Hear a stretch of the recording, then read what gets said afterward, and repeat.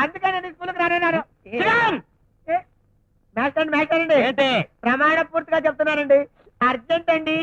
కూర్చో, ఇక్కడే కూర్చోమంటారండి. పిచ్చి పిచ్చి వేసాలు వేస్తే నరుకుతా. కూర్చో. అందుకని నేను స్కూల్కి రానన్నారు అందరూ. Yes madam.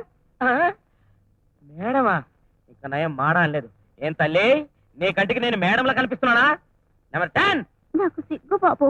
అటెండెన్స్ పెరగడానికి సిగ్గేంటే మా అమ్మ. నెంబర్ 11. పోండి. అవ్వా, చీపోండి అంటే మొగుండు అన్నట్టు.